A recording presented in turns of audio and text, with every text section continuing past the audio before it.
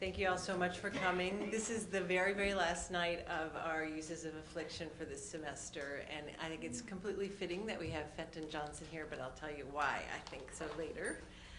I wanted to make a few announcements. One is Dan Menaker's new memoir, My Mistake, is actually officially being launched tomorrow, the 19th of November, so we wish him luck. It's kind of a big week for our program. Roger Rosenblatt's The Boy Detective was reviewed in the New York Times a couple of days ago, and there is actually still a room in his memoir class next semester if you're interested. Susan Merrill's novel on Shirley Jackson, Shirley a Novel, is coming out this summer, and also the new MFA in film program. We're having our first iteration launching starting this January, and we're having an open house this Wednesday. If anyone's interested in joining us, let me know. And I'd like to thank all the wonderful analysts and doctors who've been coming to this series in addition to all the writers. It's made for a very interesting conversation across disciplines for all of us. And I also want to thank Dan Menaker for spearheading this course with us at Stony Brook. It's been a really exciting study for us as writers. And also, last week, Bob Reeves and I met with the dean of the medical school, and we're thinking of bringing this course into the medical school as part of the curriculum as well. This reading series has a series of iterations. We started with Ink on Shrinks, and then we had a point of view with Dan Menaker discussing the narrative use of point of view when writers tell a story. What lens do they tell it from? And it was in that context that we offered a panel at AWP that was standing room only last year. And in the throes of AWP, if any of you have ever been there, it's the Association for Writing Programs, Writers and Writing Programs, something like that. Thousands of writers. You could not feel less human or less interesting or less unique. There's so many people who are interested in the same things you are. There's so many panels on writing. None of them break through. And then I heard Fenton Johnson speak.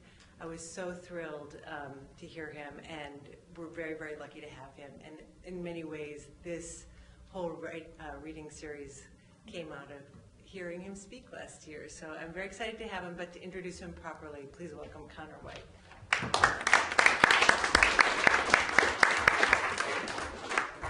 Hello.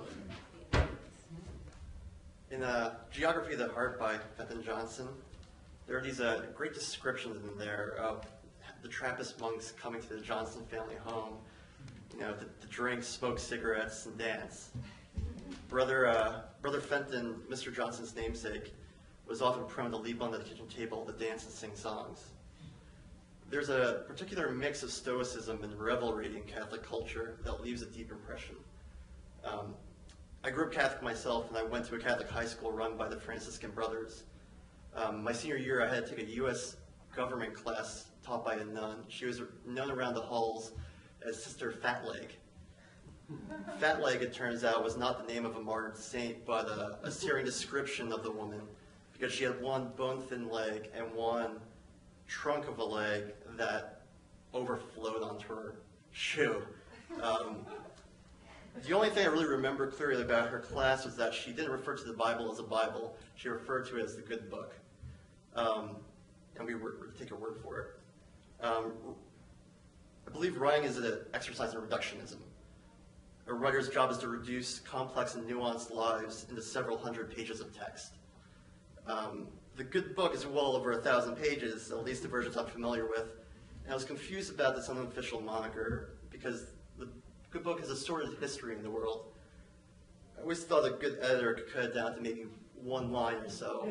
The only line that I thought mattered, and that line is, do unto others as you would have done unto you.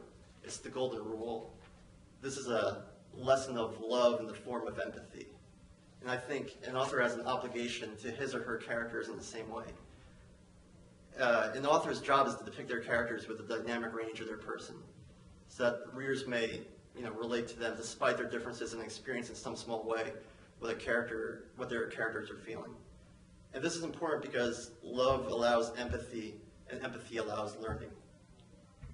This lesson was not lost in Fenton Johnson, I believe, and through that his writing takes on a levity and a grace that, even in the darkest moments,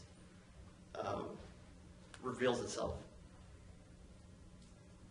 There's a scene in Mr. Johnson's memoir, Geography of the Heart, where he tells his love Larry, who is HIV positive, that he himself is negative. He writes, "What could it mean that someone deep in misfortune could feel such joy at another's good luck?" Geography of the Heart reflects the exuberant life of his late love, Larry Rose, from the haze between death and life and death again.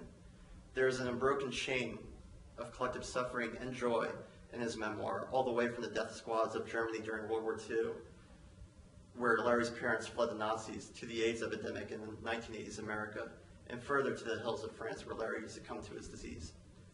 And what followed after Larry's death, as Fenton wrote, are stories from those years, how he, a teacher, taught me how to love, how slowly I learned what he had to teach.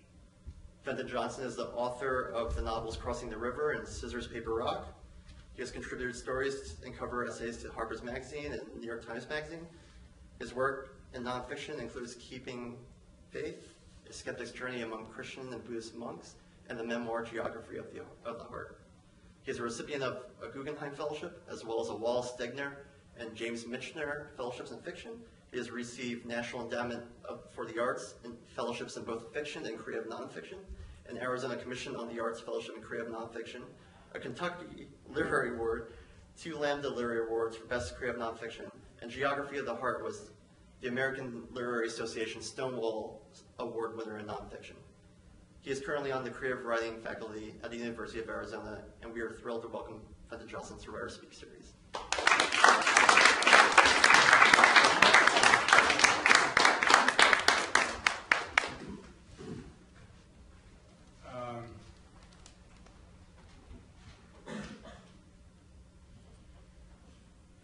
Thank you to Connor. Where did Connor go for that fine introduction? And thank you to Magdalene and to Daniel for having me back to,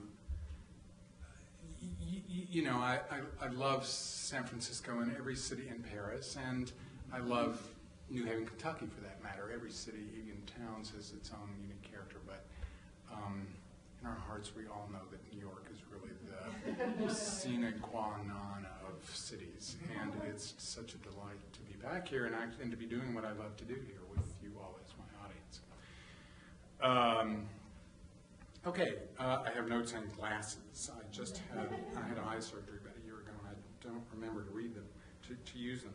I'm going to stand out here. What I'm going to read, I think the theme of the evening is the redemptive power and uses of suffering. You can think about that. I'm not going to read from Geography of the Heart. I decided not to, for various reasons, one of which is that Magdalene particularly wanted the lecture that I had given, which I'm really happy to reprise.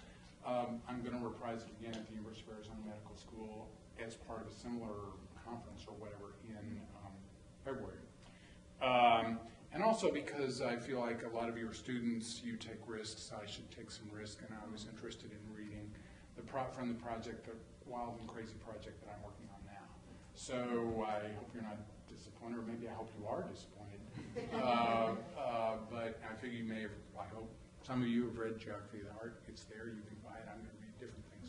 I'll read exactly 1.5 hour, and then I will we'll have the pleasure of having a conversation with Daniel, whose memoir, by the way, I've read courtesy of the galley, and is really fun. I am capable of writing humor, not as well as Daniel. I give it a blurb here. All right. The redemptive power of suffering. The panel is called The Art of Healing, but I like that title better. Redemptive power of suffering. I have a note to myself. I put together a reading list. I didn't bring copies, but I'm easy enough to track down, and if anybody wants a reading list based out of the material that I'm going to talk about, send me an email. I see I am called upon to address suffering and healing and the role of storytelling therein, So perhaps I should establish my credentials on this front, since I come before you not as a medical professional, but as a witness, a recorder, and teller of stories. On New Year's Day, 1979, I took up residence in San Francisco. I was 25 years old. Was anyone ever so young? And I arrived just in time to witness the last years of its great celebration of sexuality before the onslaught of AIDS. I lived there through the 1980s and into the 1990s, witnessing and participating in the deaths of many friends, among them the great love of my life. Of the many gay men I knew in San Francisco in the late 1970s, I know of two who are alive today. I am one of those two. In the course of those years, I acted as a sounding board for more than one friend who, in ignorance and desperation, he tried to discern how to end his life at a time and in surroundings of his choosing, rather than lost to dementia in a hospital bed. Every thoughtful medical professional of my acquaintance has told me that the practice of medicine is far more an art than a science. I believe this to be true, and so I will address you, this was the panel at AWP, as fellow artists, and I include all of us in that term, because though only a minority of us are medical professionals, sooner or later each of us will take our turn at being the medium through which healers practice their art. Speaking to fellow artists, then, I cite Oscar Wilde, that expert on art, writing from the depths. I'm quoting De Profundis, his letter to the world written in the second year of his term at Reading Jail, when he was allowed one piece of paper a day, though not allowed to retain what he had written the day before. The letter thus becomes an act of single-pointed attention that perhaps only such gruesome conditions could enforce. As I read, I invite you to make this substitution. Where he uses the word art, think medicine. Where he uses artist, think healer. This is a wonderful first line. Clergymen and people who use phrases without wisdom. Isn't that Oscar Wilde? Writing in the depths of Reading Jail, he writes that line. Clergymen and people who use phrases without wisdom sometimes talk as suffering as mystery. It is really a revelation. One discerns things one never discerned before. One approaches the whole of history from a different standpoint. I see now that sorrow, being the supreme emotion of which man is capable, remember this is the man who wrote Importance of Being Earnest, sorrow, being the supreme emotion of which man is capable, is at once the type and test of all great art. What the artist is always looking for is the mode of existence in which soul and body are one and indivisible, in which the outward is expressive of the inward, in which form reveals. Sorrow is the ultimate type, both in life and art. Behind joy and laughter there may be a temperament, coarse, hard, and callous, but behind sorrow there is always sorrow. Pain, unlike pleasure, wears no mask. There is not a single man in this wretched place who does not stand in symbolic relation to the very secret of life, because the secret of life is suffering.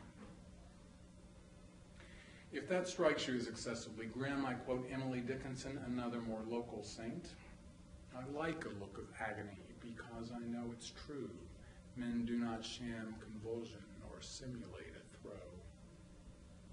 Now, those are statements that fly in the face of just about everything we tell ourselves in Western advertising, movies, and pop psychology, and medical care, where every face must be smiling and happiness is our only legitimate emotion.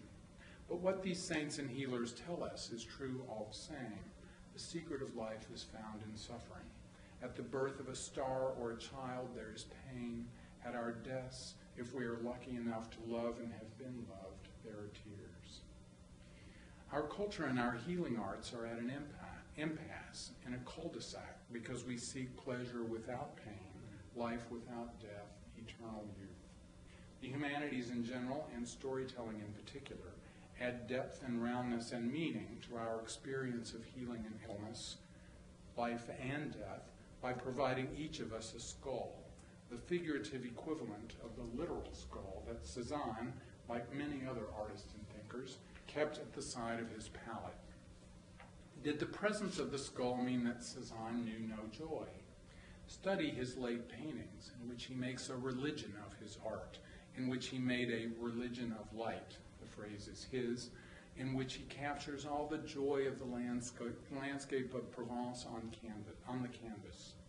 On the contrary, the presence of the skull heightened and sharpened his sense of the totality of being, including joy and sorrow, wellness and suffering, life and death.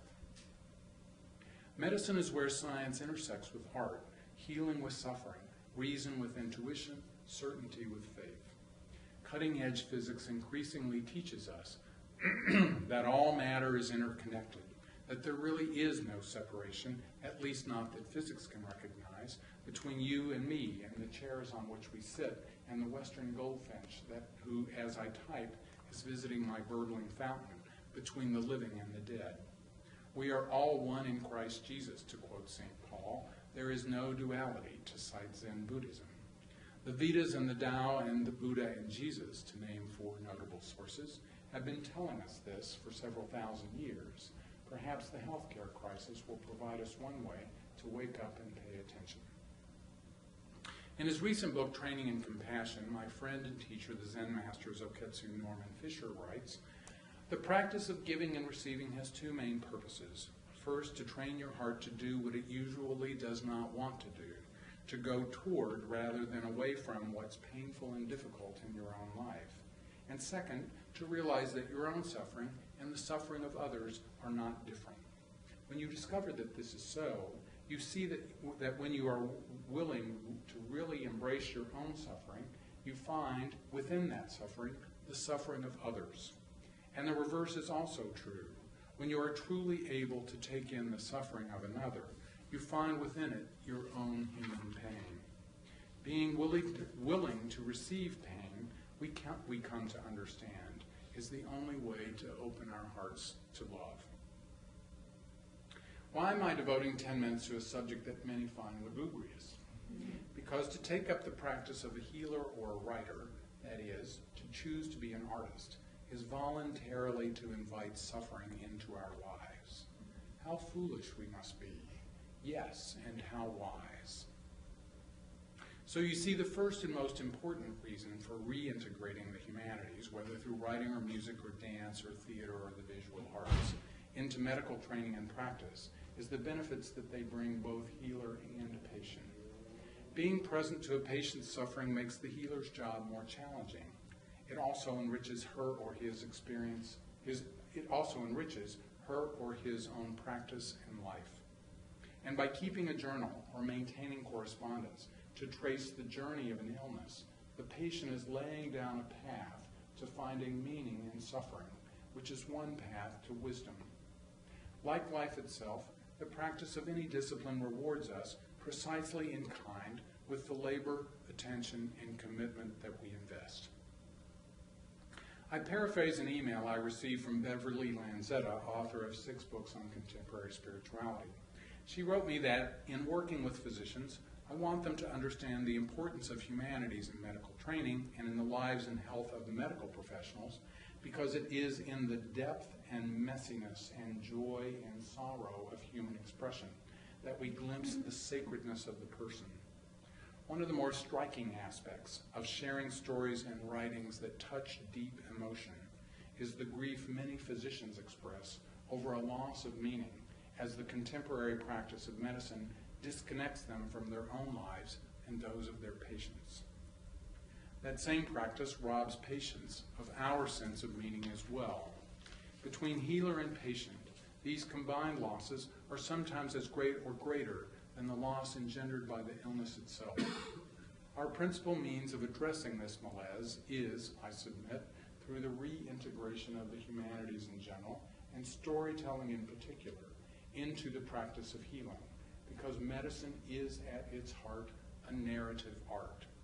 Every illness is a story, and, as an old moonshiner said to me once, the thing ain't happened until it's been told. That's our job, the writer's job. Once I would have mounted my high horse and rambled on about how that job is every bit as important as the surgeon's cut or the oncologist's pill. More advanced in years, I have come to realize that to rank them is to fall into the trap of the old dualities. In fact, art cannot be more important than science because they are part and parcel of the same reality, integrally intertwined. To prove this, we need only to look to the body and its daily evidence that it does not live by bread alone.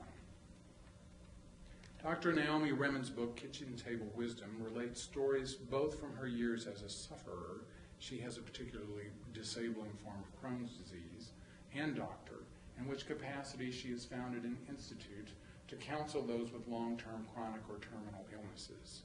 She concludes her chapter on prayer by invoking a Native American chant: "Understanding the suffering is beyond me. Understanding the healing is too. But in this moment, I am here. Use me." Thank you.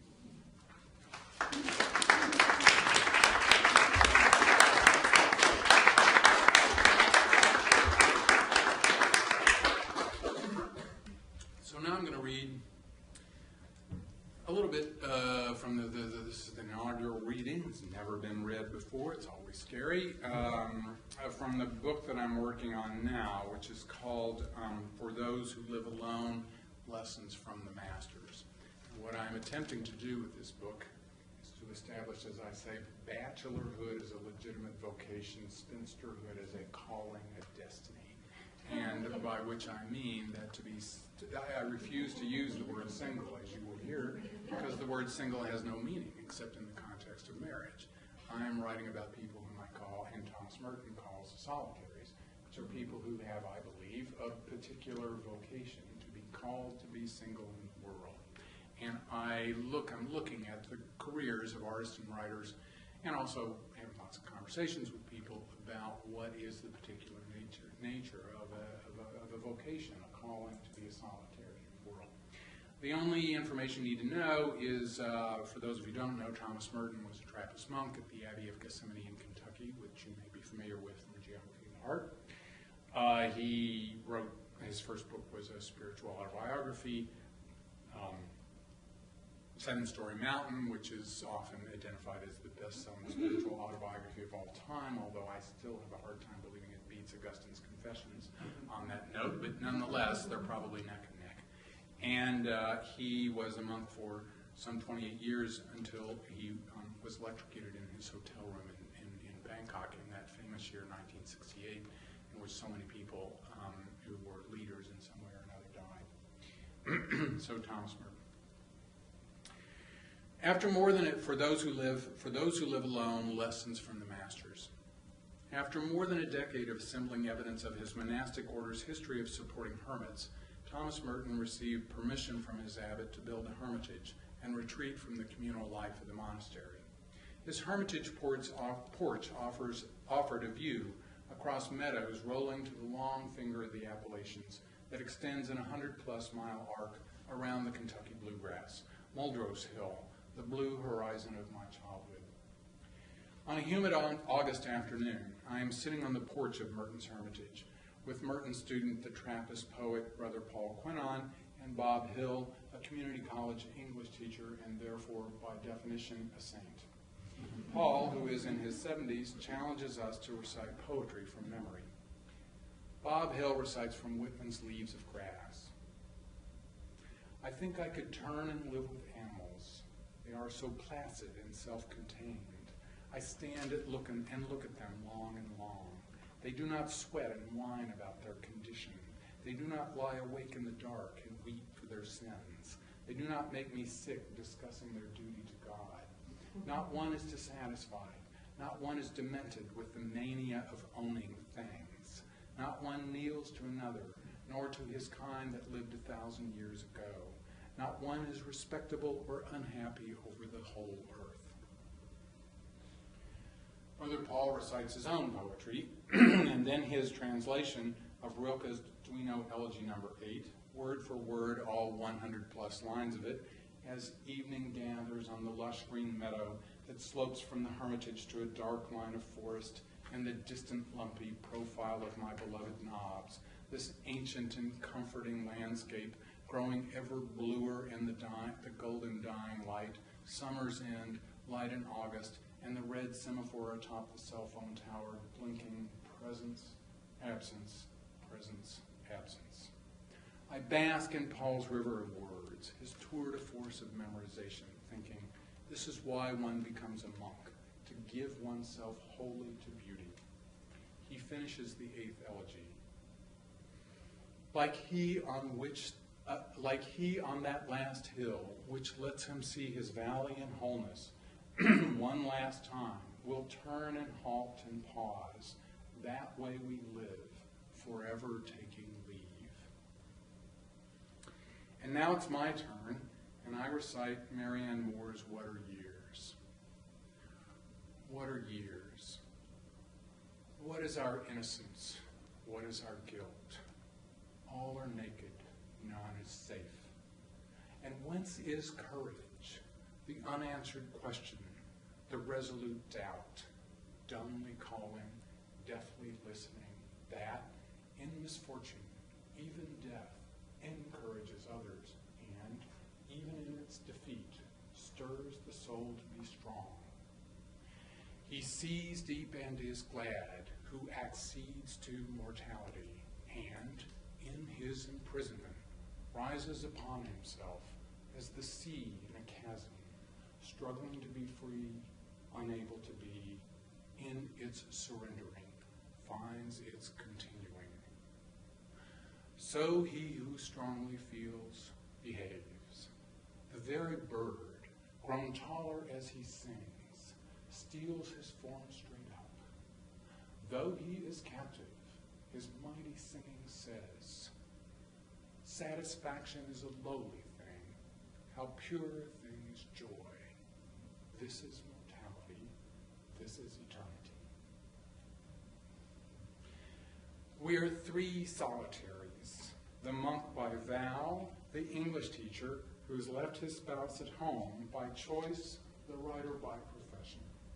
We are sitting on the porch of Thomas Merton's hermitage, where, asked to call forth poetry we thought important enough to memorize, we spontaneously chose poems written by solitaries.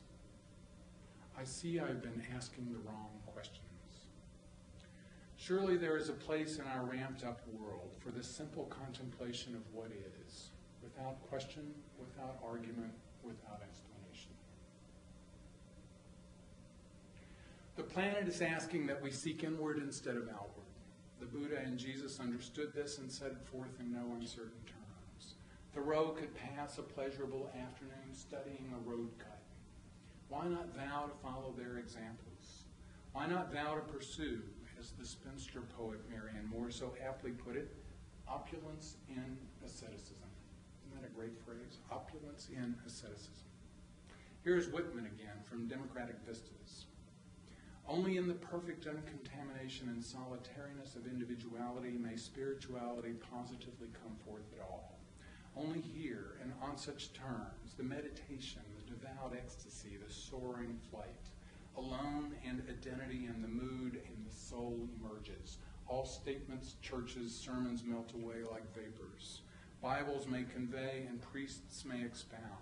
But it is exclusively for the noiseless operation of one's isolated self to enter the pure ether of veneration, reach the divine levels, and commune with the unutterable. Writing taught me how to be alone, how to love being alone. And so perhaps I've arrived later in life and via a more secular route at the place Thomas Merton described in 1953. Mrs. Merton. I am speaking of the solitary spirit, which is not confined to monasteries, nor is it limited to men and women who have consecrated their lives to God by vow. The solitary of these pages is never necessarily a monk at all. He may well be a layman, of the sort most remote from cloistered life, like Thoreau or Emily Dickinson, or like me, or maybe like you. A well-meaning friend told me, Fenton, it's time to settle. And though she meant, it's Barbara Kingsolver actually, and though she meant most obviously settle in a particular place, the broader implications were not lost on me, the word guy. And yet listen to the spinster poet Marianne Moore writing about the bachelor celibate Henry James. Things for Henry James glow, flush, glimmer, vibrate, shine, hum, bristle, reverberate. Joy, bliss, ecstasies, intoxication, and sense of trembling in every limb. Idealism willing to make sacrifices for its self-preservation was always an element in his conjuring wand. To couple is to seek to achieve the most natural of unities, the unity with another person expressed and embodied in the act of coitus, a word used to mean meeting or unity, as in a conjunction of planets, long before it came to be associated with sex. In Christian canon law, coitus defines marriage. You should know this if you don't. The couple performs the sacrament of marriage in bed. The priest or minister merely blesses what the couple has already made sacred. But instead of a natural unity, the solitary seeks, as Merton pointed out, a supernatural unity. Thoreau elaborates in more specific terms. Be the Lewis and Clark of your own streams and oceans. Explore your own higher latitudes with shiploads of preserved meats to support you if they be necessary, and pile the empty can sky high for a sign. Be a Columbus to whole new worlds within you, opening new channels, not of trade but of thought. It is easier to sail many miles through cold and storm and cannibals than it is to explore the private sea, the Atlantic and Pacific Ocean of one's being alone. Let them wander. I have more of God, they of the road. I have more of God. Yes, exactly so. That is the supernatural unity. That is the goalless goal, the solitary's reward. I am not claiming that being solitary is superior or inferior to being coupled, nor am I saying that a solitary must live alone or without a partner, though I do not doubt that doing so creates a greater silence in which to hear the voice of one's own heart, the call of one's particular God. I am seeking to understand more deeply this peculiar vocation to which, evidently, I have been called. Since I left the country Catholicism of my youth, I've been groping toward the understanding that the Anglo problem, white men's problem, is finding a way to cultivate reverence, or to use Whitman's word, veneration. Darwin, that Anglican minister on the lam, you know he was an Anglican minister, used the word creator with a capital C, but creator is only a stand-in for the G word that Darwin knew he could not use because Anglo-intellectuals were already privileging irony over reverence. And maybe Darwin was right. Maybe the G word has been so misused and abused by those who see it as a platform for power or a cheap form of escapism that it has come to be worse than useless. Perhaps American fundamentalists and the Roman Curia have abused the word beyond rehabilitation. Still, in the writing of, say, Abraham Lincoln, a man of no specific religious affiliation, who was the very embodiment and expression of reverence, I hear in the word the unmistakable ring of truth. I don't know what other word can stand in. Could the cultivation of solitude be our society's means to the end of privileging reverence over irony? Instead of conquering nations or mountains or outer space, might we set out to conquer our need to conquer? If that seems a tall order, I offer you Cezanne, painting alone, painting himself to the point of diabetic collapse, reinventing painting. Think about the hallucinatory quality of his late work. Think about how modern art owes itself to solitude and low blood sugar. That's really true. I offer you Dora Welty, who was writing magical realism when Gabriel Garcia Marquez was a teenager. Henry James portraying the caustic corruptions of power and wealth, living alone in Lamb House by the Sea. Zora Neale Hurston, who nurtured a flame of mysticism in a world hostile to it, and who showed through her wits alone, a woman, a black woman, could break her chains, and who died in poverty and was buried in an unmarked grave in a potter's field. Thomas Merton, who spent 20 years in a monastery finding his true vocation, which was solitude. Walt Whitman, our national saint, who taught us how to be American.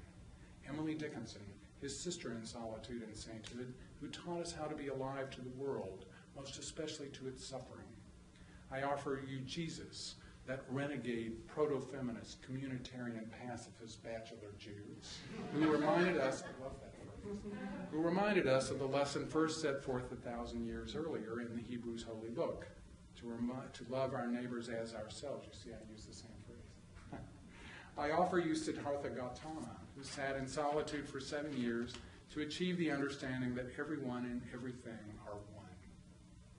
All these, my solitaries, were idealists willing to make sacrifices for their self-preservation.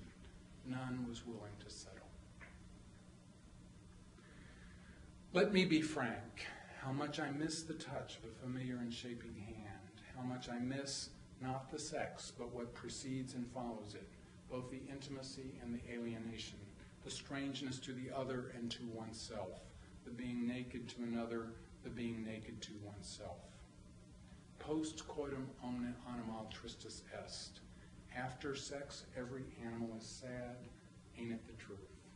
I miss the sadness. And yes, I miss even the arguments, because underlying the bickering was always this assumption: how much I must matter to this person that I rouse him to such anger. Isn't any relationship, even troubled and unhappy, worth the price of that ticket? What comparable joys and sorrows can solitude offer? I hear the answer in this quiet room. I see it in the angle of the autumn sun.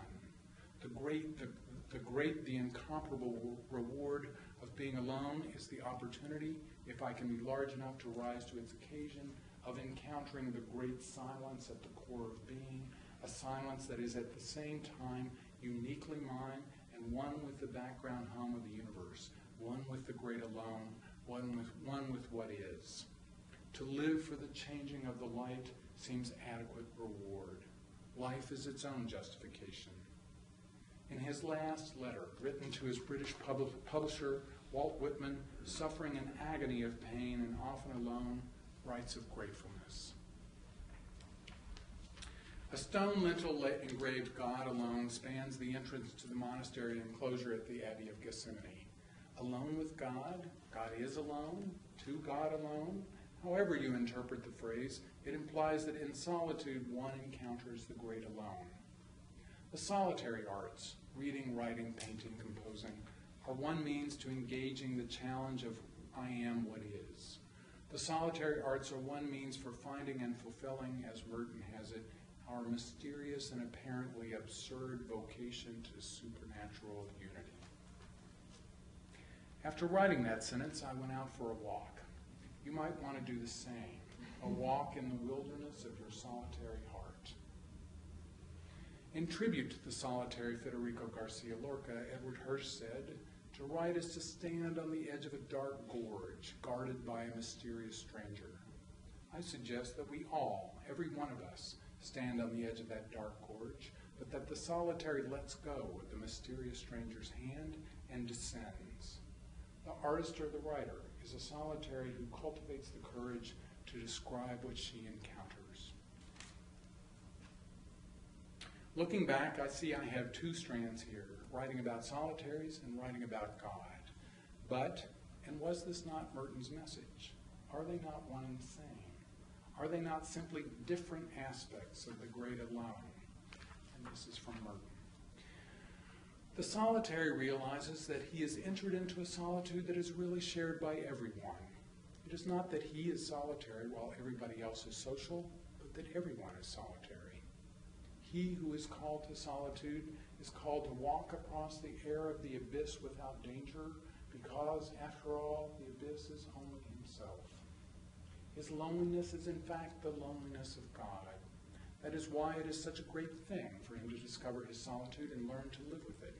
For there he finds that he and God are one, that God is alone as he is alone, that God wills to be alone in him. Merton writes of solitaries that we are a mute witness, a secret and even invisible expression of love, which takes the form of our own option for solitude in preference to the acceptance of social fictions. And what is this love that we solitaries are mute witnesses to?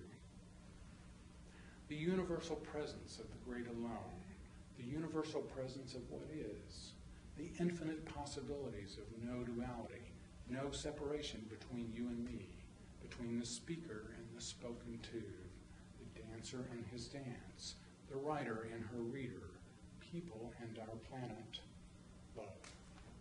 Thank you.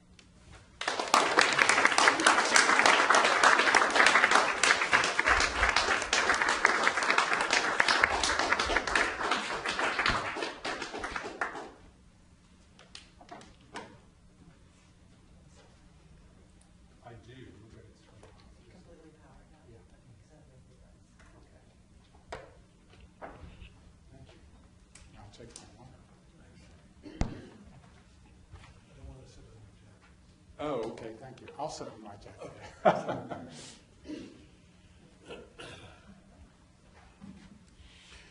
Well, thank you, Fenton Johnson, and for risking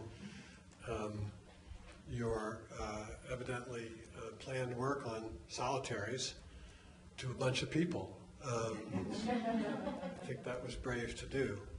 I've been taking notes, and in our class, we've been talking about the geography of the heart, but if it's okay with the class, who can ask questions about that book when we're done with our brief conversation, let's talk about, I'd like to talk to you about what you just wrote, what you just read, I should say. Let's talk about the writer and the reader, which is, I think, one of the notes you ended on, because the idea of being a solitary and being a writer has some paradox in it, oddly enough. Do you know what I mean? Yes. Can you address that paradox? That is to say, if you're a solitary and if you're writing, as Thoreau did, as many of the solitary, I mean, almost all the solitaries you mentioned, then you're hoping to reach other people, to touch other people, and that, to me, being a little bit sort of mired in the material world sounds like a duality. Yes, and yet what I would say, I mean, just in case some of you are not familiar, Zen terminology is so permeated our language that probably most of you are familiar with this concept. But central to Buddhism is that there is no separation, no duality. There is no such thing as body and mind as the most, the most relevant, perhaps, example of the series. That the two are that they're saying that the different manifestations of the same phenomenon.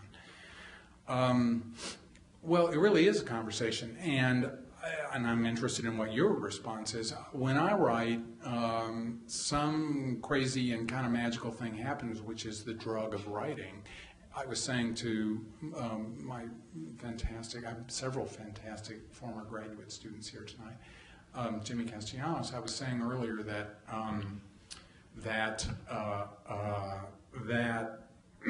I when I take up the pen, to me, I dread, I moan, I weep, I gnash my teeth, and then when it actually happens, at the moment of it happening, I'm simultaneously completely conscious of an audience and not at all conscious of an audience. And I think that this is one of the central concepts of modern Western literature, which is Keats' famous negative capability, where you have to sustain that a successful piece of art is one that sustains contradictory notions at the same time. And that I think that a successful artist or writer is one who is, in fact, simultaneously present to a reader or an imagined reader, and yet not at all present to that reader. Does that make sense to you? Does that parallel your experience at all? I'm not sure, and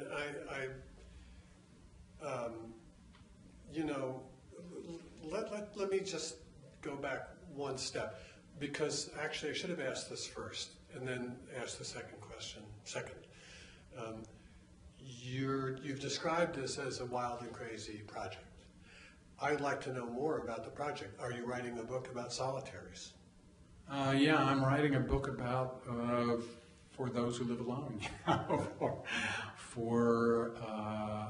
suppose maybe once too often somebody said to me, the right person's going to come along. Maybe that happened, but no, it's more than.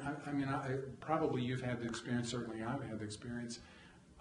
I see all of my books as one long book that began with the first word of the first book and that have continued through this, and they all seem like a logical. It seemed, after writing Geography of the Heart, that of course, in retrospect, the next book that I would write would be a book about what does it mean for someone to have faith.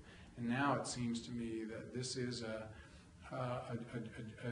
journey, continuation of that journey in some way or another. And it's scary to me, probably because I've been to too many Hollywood movies, and I suppose in some deep, important level of my own heart, I feel like I'm waiting for the right guy to come along. And I really, it's not that that wouldn't ever happen, but it is an exercise in living in the here and now to completely let go of it, and instead to live in a place, you know, which I emphasize, as Merton points out, is not restricted to a particular way of being in the world. I know people who are coupled who I would say are themselves true and genuine solitaries. And from my point of view, Is that good or bad? I think the most successful marriages that I know I would describe in that way, and the marriages that drive me crazy are the marriages, bless their hearts, as we say, of people, you know, who, I won't say they dress in the same jumpsuits, but who seem incapable of making a decision in their lives without resorting to or invoking the marriage. No, we can't go out to lunch until I check with my partner. And I've had this argument with people. They say, no, that's just thoughtfulness. And I say, well, it's not thoughtful for the person who has just invited you out to lunch. I agree. I think that good relationships do consist of, in fact, there have been recent pieces about marriages that have remained solid and gone their separate ways at the same time, which is very interesting to me, especially later in life, when one partner may have decided to pursue a different goal, which will take them perhaps geographically away. The other one doesn't share it, but doesn't lose the connection. It is like silly putty. It's infinitely expandable, and they remain connected. This is evidently a trend of some kind. Well, isn't it interesting that, I mean, I'm going to express a literary prejudice or preference here, but if I were to name our most perceptive writers about human relationship, at the very top of that list would be Jane Austen, Henry James, Eudora Welty, Emily Dickinson. Personally, I would not put John Updike on that list. I love John Updike's work, but it doesn't, for me personally, have the kind of deep heart that I find in, let's say, Eudora Welty.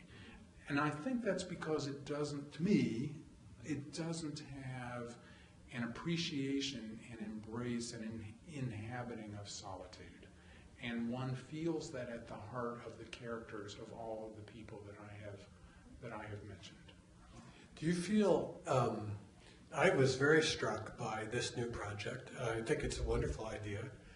I think most writers have a solitary in them, even if they're not being solitary. They probably yearn a little bit in that direction and have a kind of argument with their solitary self about how much in the world they want to be. But I'm wondering about the relationship between this project and the memoir that we've read. I won't necessarily ask about that, but there seems to be an odd, if pardon the expression, duality. One is about love, and most deeply about love. As we discussed before this conversation started, it's also about an era, and it's extremely important part of the book is not only the personal story, but the witnessing of a social, medical, and I would say existential crisis. But it seems to me strange and interesting, I should say, that having written the book, personal book, so closely about a relationship with someone else, you are now writing or thinking about writing extensively about solitaries. Do you see the dialectic there? Yeah, although I guess what I would say is that I'm writing about love, and they are different manifestations of the same phenomenon, and one of them manifested itself in partnership, and the other manifested itself as is manifesting itself in some way. I mean, I can't emphasize more something that an observation that you offered that now seems to me self-evident, but was not at the time, which is it was privileged to write that book. I was seized by a historical moment, and I had the privilege of being a mouthpiece for it. And I didn't write a memoir. I wrote a memoir because I felt that impelled by a historical moment to do so. There are always elements of personal narrative in my nonfiction writing, and I think a lot of editors would say these days that the most interesting nonfiction writing has an element of personal narrative in it. Maybe always has, and it's very hard to write a good nonfiction book without having a person in it, even when there's no person in it. You feel the presence of the sensibility of the author behind the reporting, if it's good. Yes, and yet I think that there's something more when that person is peering out from behind a curtain as this, like Oz-like, in the way that would characterize, let's say, the classic New Yorker pieces about wheat. That's the one that's always off, the 4-part series on wheat, which, by the way, I enjoyed. It's remarkable. It was a cause of great lamentation that the magazine retired. E.J. Kahn, who was the author of those pieces about staple crops, one after another, alfalfa, wheat, soy, was a backgammon champion and an old friend of William Shaw's from even before the New Yorker. So I deposit that with you. If you enjoyed it, you enjoyed it. Believe me, checking those pieces was a nightmare, as you might imagine. I can only imagine, and let me put in a plug for fact checkers, because even though they drive me, I will delete the expletive, crazy, nonetheless I have been taught to be, they taught me how to be honest and really to challenge my own assumptions about ways of being in the world. Up to a point. I mean, I think fact-checking also has its ultimate intellectual limitation, and but that's sort of a different matter. Maybe we can come back to it.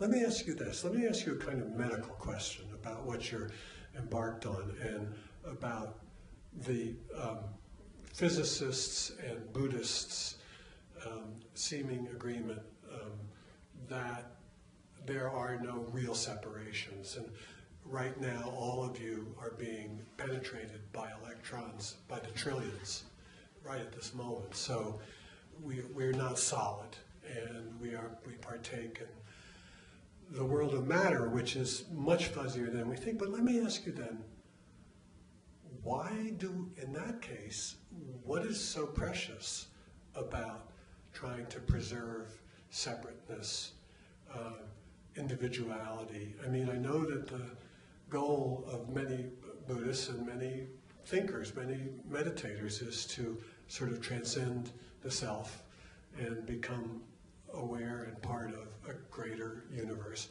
But then why are we equipped with this sense of duality? To get things done?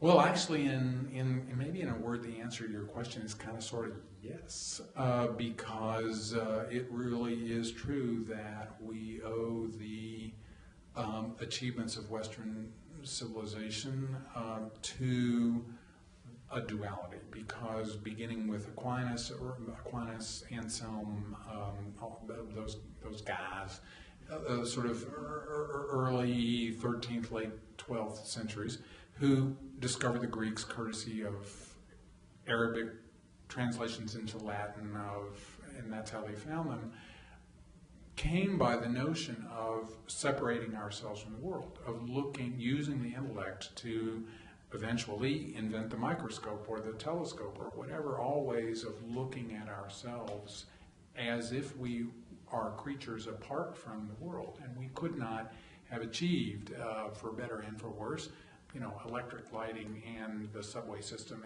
and Fukushima and whatever without watch that. You're wearing. Yes, without duality, without that duality. And I think in my moments when I try assiduously to overcome my essentially morose and pessimistic Southern Catholic character, I think it's a moment of great opportunity, because first of all, there is a realization of that duality, but we have the opportunity of the knowledge that we have accumulated. I don't know that we're going to do anything with it, but when the Romans chopped down all the trees in North Africa, they didn't know that they were turning North Africa into a desert. We now know that if we that chopping down the trees in the Amazon is going to turn the Amazon into a desert. Are we going to be able to do anything with that knowledge is a very interesting question. But at least we are at that moment where we have the possibility of mending our ways in some way or another. I have to mend my ways because I'm so interested in not only this subject, if it is a subject which is somewhat debatable, because we're kind of both addressing very large issues here, but I forgot that we have a limited amount of time, so I'm going to, and so that's my confession, so I'm going to ask if there are questions. I'm sure there are. Magdalene. I wanted to get actually both of you, Dan spoke about it a little bit in class, but it'd be great to have you both speak of structure in a memoir, I think. One of the things that struck me the first time I read Geography of the Heart was that you don't adhere to chronology, that you say right in the beginning, I love this man, he will die. But, and so there's no, what's going to happen? Is he going to, there's no plot of the actual events, but there's a different kind of plot. And also there's some one-page or two-page segments, and there's some longer segments. So just, if you could talk a little bit about structure, that would be great. And then Dan, too, in his book. Sure, it's a great question.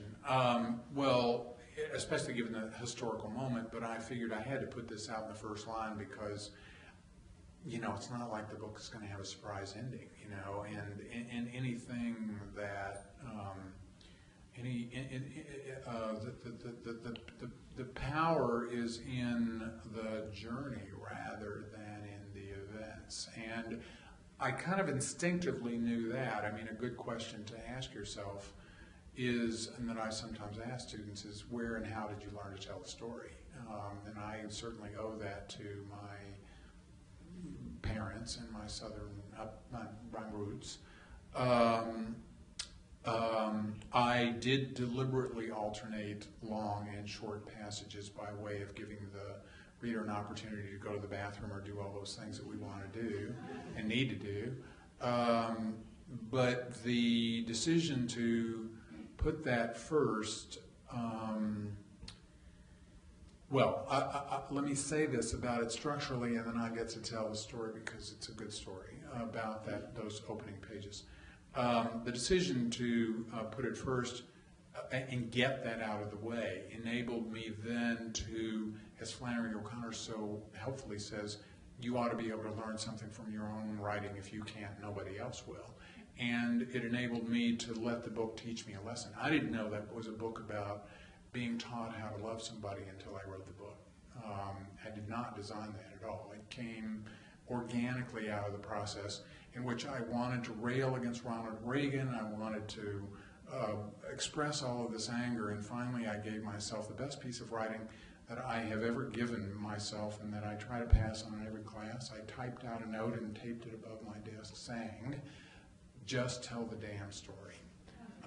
And, trust the story, because the story has, you can't embellish it. You can't, it's going to reveal something to you. The story of those opening pages is that I had a revelation in the mid-1980s. I did. That I was going to be the person who was going to get the New York Times to use the word gay and to tell a gay story. And I didn't know how that was going to happen, but I really felt that in my heart in some way or another. And you may not know this, but Abe Rosenthal would not allow the word gay to be used even in direct quotation until late in the 1980s. AIDS was never on the front page of the paper. And I couldn't see how this was going to happen. And I went that evening to Larry's parents' house, and 1 minute into the conversation with his father, I thought, the goddess has just dropped this in my lap. And I went out to the car afterwards, and I tore apart the rental car agreement, and I wrote the piece sitting in the car, in the dark, on the rental car agreement. And I flew back to San Francisco, and I knew that they could not turn down this piece. And it was the first piece. In November of 1990, there was a piece by a Times writer who was dying of AIDS. And it's about his dying of AIDS, but he is not allowed to mention the fact that he's gay. The first piece ever to mention the word, to use a gay relationship in the Times was the opening pages of Geography of the Heart, which was June of 1991. In the magazine, right? In the magazine. In the magazine. Yeah. And shortly afterwards, Arthur Sulzberger Jr. kicked Abe Rosenthal upstairs and became the editor, and everything changed overnight. But that was the story of those pages. I went back to San Francisco. I took the cat to the vet. I said, please don't let me have an accident, because I was so touched by those pages. I dropped the cat at the vet and then wrapped the car around a telephone pole. Moments later, was not hurt at all, walked away from the car. It was a really intense time. Well, that's something I didn't know, and a milestone of great journalistic importance, actually. Any other questions? I won't answer your question because we don't have time. Yeah. Yes.